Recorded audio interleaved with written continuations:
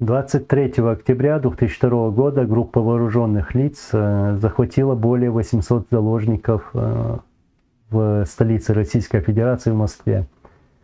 Когда я первый раз услышал о захвате заложников, то уже понял, что это очередная провокация российских спецслужб, направленная против чеченцев, и чтобы сформировать негативное отношение Запада к чеченскому сопротивлению.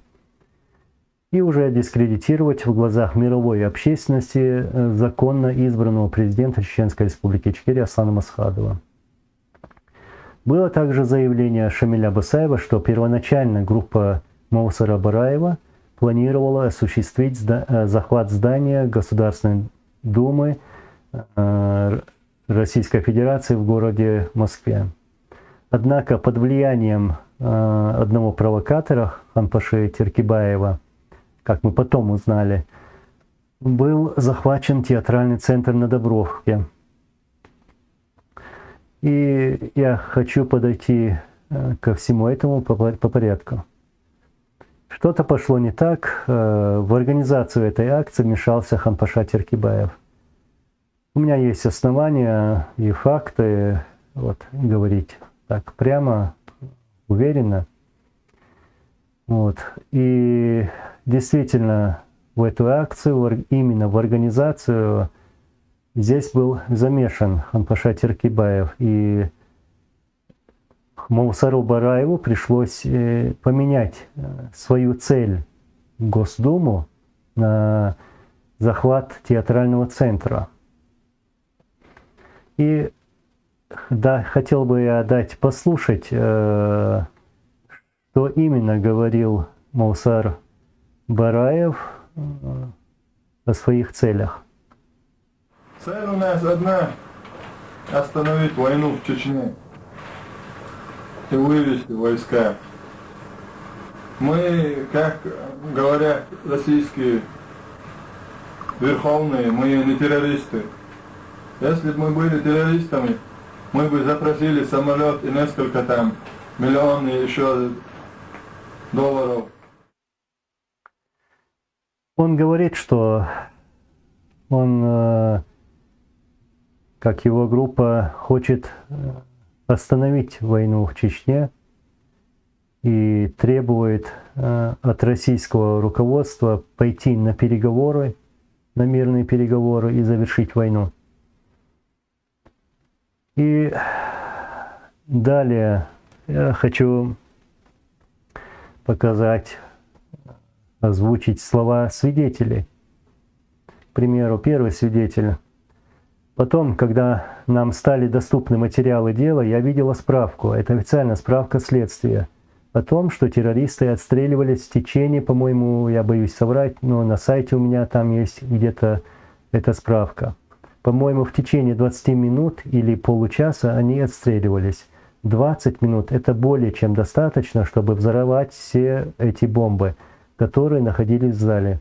Они же не сделали этого. Бараев же не дал команды взорвать эти бомбы. Следующий свидетель. Одна из заложниц, журналистка, написала книгу.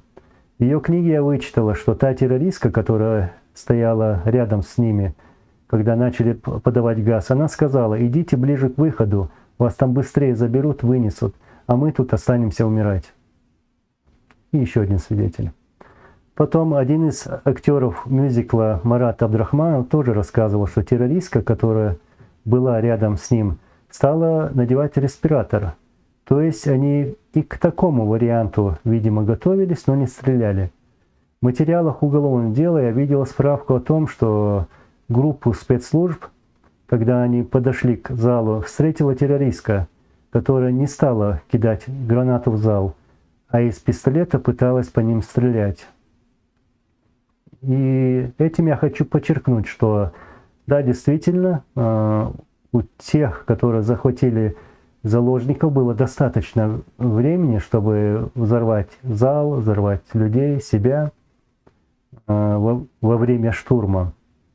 Но, насколько уже понятно, люди, которые находились в самом зале, они, видимо, отключились из-за действия того смертельного ядовитого газа, которого пустил спецназ Российской Федерации. И, конечно же, он применялся, такой газ может примениться только по приказу главнокомандующего, президента. Те, которые как бы остались, не отключились и могли оказать сопротивление, видимо, были в каких-то других комнатах, помещениях, и, может быть, поэтому остались на короткое время, вот как бы не отключились, и они оказали сопротивление. И то, и даже они не взорвали ни одну бомбу, как тут говорят свидетели, вели перестрелку с теми, кто штурмовал это здание. Но есть тут еще моменты, что когда российский спецназ заходит в зал, они стали расстреливать вот этих захватчиков-заложников, ну, те, которые отключились из-за действия газа. Вот там, где они сидели, там они их и убили. Убили контрольными выстрелами в голову. Это видно на фотографиях, на видеозаписях. То есть, видимо, был приказ, чтобы никого не брать в живыми. И, видимо, ну там много вопросов возникает, да, и мы могли бы, скорее всего, если бы кто-то из них остался в живых, то могли бы узнать много интересных вещей, кто был организатором, как они доехали в Москву, кто поставил оружие, где они его взяли, где они остановились, кто прикрывал, кто смотрел, кто давал схемы. Но сейчас мы этого узнать не можем, потому что все они были убиты. И хочу дать послушать бывшую заложницу, женщину. У них тоже, просто они там рассказывали, у них тоже дети, у них тоже семьи, у них погибли братья, мужья. То есть вот, если поставить себя на их место, наверное, как я поступила бы, может быть, так же. Если бы у меня взорвался бы, я бы осталась одна, я бы, наверное, так же бы одела бы пояс шахидов, а также пошла бы взрывать. Я понимаю эту женщину, через что она прошла. Это тяжело быть заложником, испытать это на себе, пройти через этот ад. Но все же она не спешила выводами, сказала как есть. Насколько я понимаю, у них было общение внутри этого зала, общение с теми, кто захватил этих заложников. То есть они, видимо, наслышались правды с первых уст, скажем так, что происходит в Чечне, как российские войска убивают их родственников бомбами во время зачисток, все эти жестокости. И, видимо, поэтому она так высказалась. Действительно, сегодня даже опасно говорить правду, но есть смелые люди. И далее по теме. В это здание заходили многие известные люди, чтобы помочь заложникам. К примеру, здесь Иосиф Кобзон и вице-спикер Госдумы Ирина Хакамада входят в здание Дома культуры. Во время переговоров с ними террористы заявляют о готовности отпустить 50 заложников, если к ним приведут главу администрации Чечни Ахмада Кадырова. Через полчаса переговорщики покидают здание Дома культуры. И еще. РИА Новости передает. Террористы, захватившие театральный центр на Дубровке, обещают отпустить 50 заложников, если к ним прибудет глава администрации Чечни Ахмад Кадыров. ну и так далее. Кроме того, этот же бандит утверждал, что террористы готовы освободить заложников иностранцев, в том числе более 30 граждан Украины. Я хочу прийти к такому моменту. Да, это интересная деталь. Действительно, Кадыров находился в Москве в то время.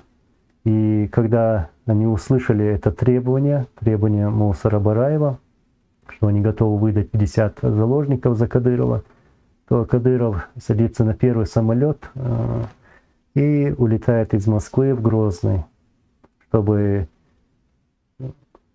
никто не заставил его, скажем так, пойти к этому зданию. Считаю, что это было трусостью. И еще тоже момент. Я даже могу предположить, что где-то как-то Кадыров тоже замешан в этом. Почему? Потому что квартира, где проживал Хампаш Теркибаев, принадлежит именно Кадыровым. И находилась рядом с той квартирой, где и жил Кадыров сам в то время в Москве. Такую связь я тоже могу предположить. Ну, далее мы видим, что цель Путина и спецслужб России была, как видно, в очередной раз сформировать негативное отношение Запада к чеченскому сопротивлению и дискредитировать в глазах мировой общественности чеченского президента Аслана Масхадова. Например, Яндарбиев позвонил Бараеву. Номер Яндарбиеву дал Ханпаша Теркибаев. Я как раз дам послушать эту запись. Так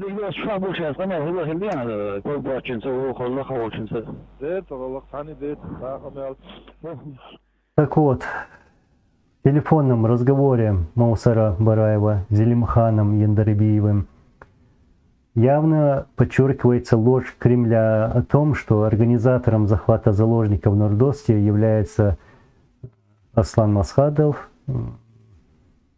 и Зелимхан Яндарбиев.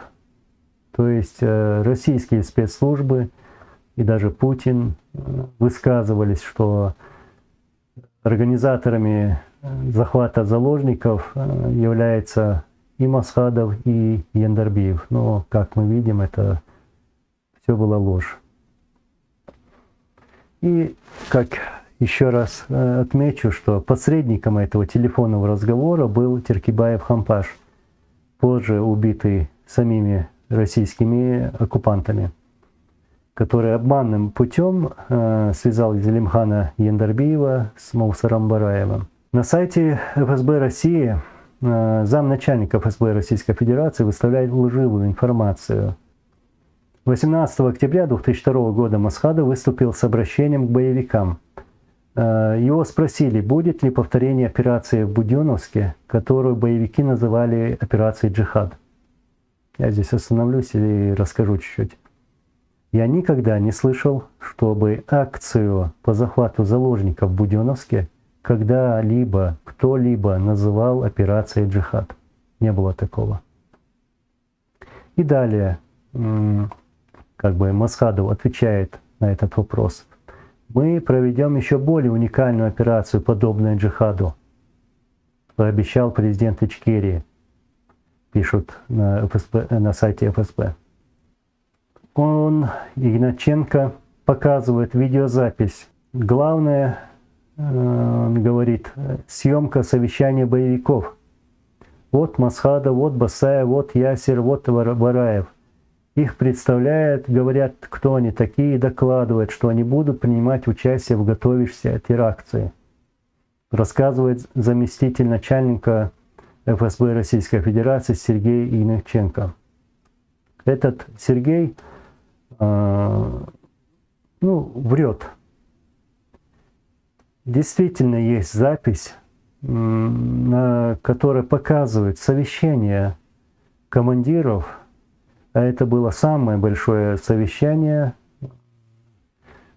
на которой обсуждалось обсуждался вопрос о единстве всех рядов чеченского сопротивления. Там были все командиры этих подразделений и секторов. И никаких планировок, каких-то акций или нападений там не было. И здесь на том же сайте, на сайте ФСБ России, они показывают, где сидит, видно, Аслан Масхадов и Сайф Ислам и другие.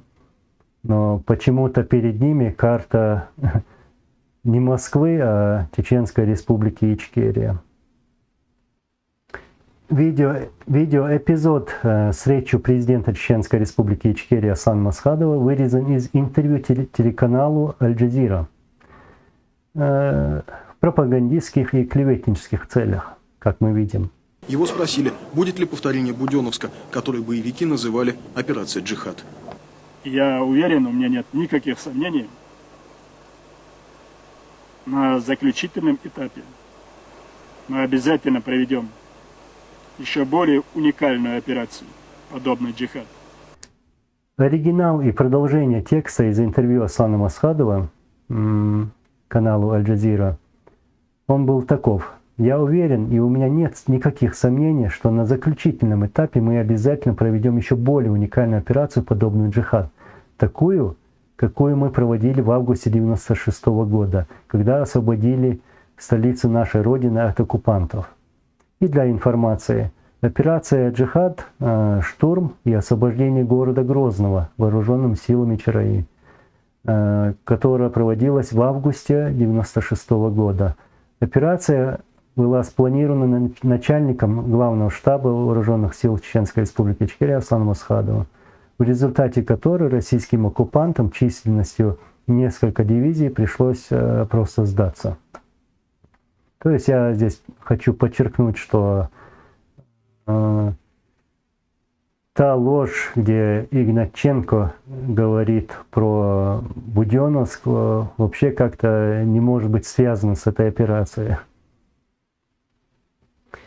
Мне будет, я хотел бы показать, что именно говорил Масхадов после этих событий в Москве. Шамиль Басаев с тех пор не входит в структуру вооруженных сил Ичкерии. Ни для кого не является секретом наши разногласия, основаны прежде всего на выборе им неприемлемых для чеченской стороны методов ведения войны. Басаев считает себя вправе действовать такими методами, с которыми я принципиально не могу согласиться. Я об этом неоднократно говорил, поэтому не буду повторяться. После страшных трагических событий в Беслане я заявил миру, что после завершения войны нами официально будут переданы в Международный трибунал все лица, замешанные в преступлениях против человечности, в том числе и Басаев, который подозревается в захвате театра на Дубровке и школы в Беслане. А до этого я буду всячески противодействовать и ему, и другим командирам в осуществлении любых актов против мирного населения России.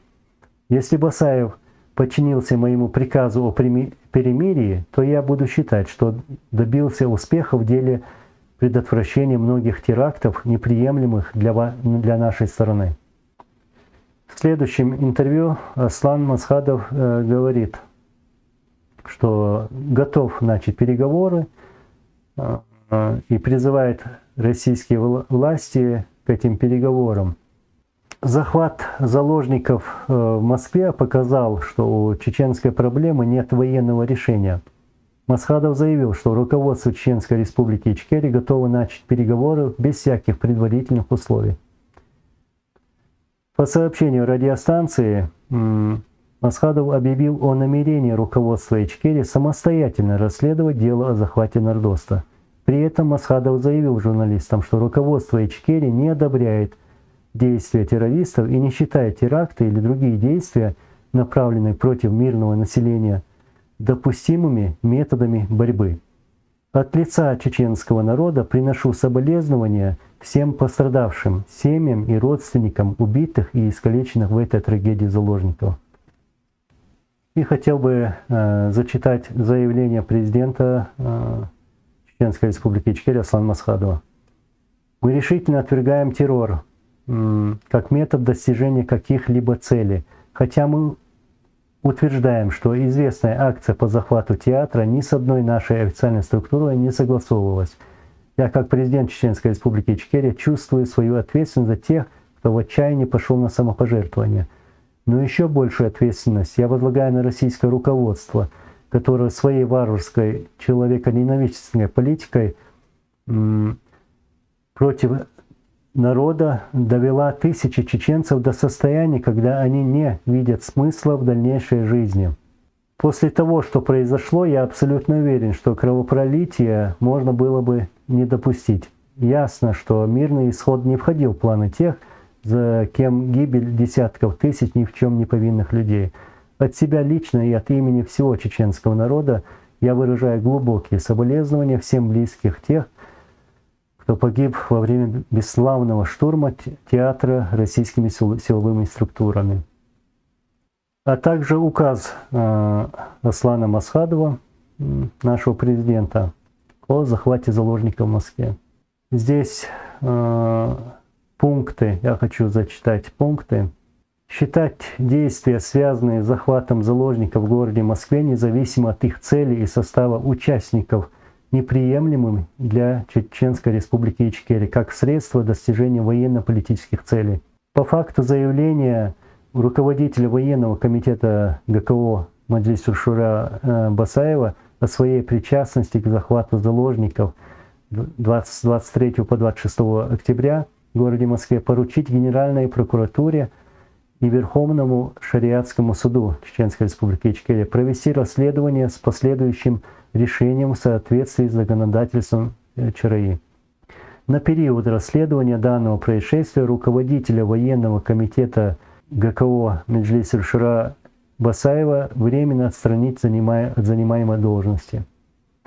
Указ вступает в законную силу со дня его подписания.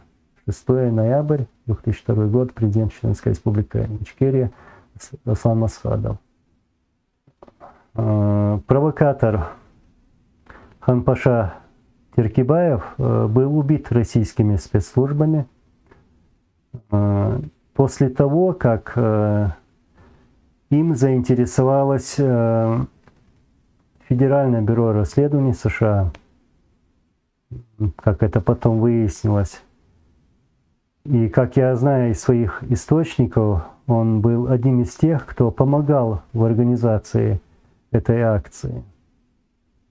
И деньгами, и с проживанием, и другими действиями.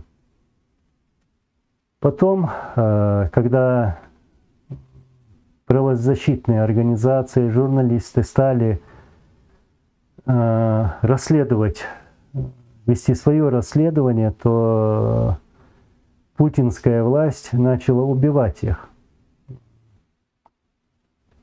Убили Политковскую, убили главного подозреваемого Ханпашу Теркибаева, и убили других людей тоже. Я хотела бы показать одну фотографию, как они убивали или заложников, и непонятно, здесь на этой фотографии они вытащили на улицу человека, и видно, как эта женщина расстреливает его из пистолета. То есть живого человека расстреливает прямо перед зданием Нордоста. Они убили всех свидетелей.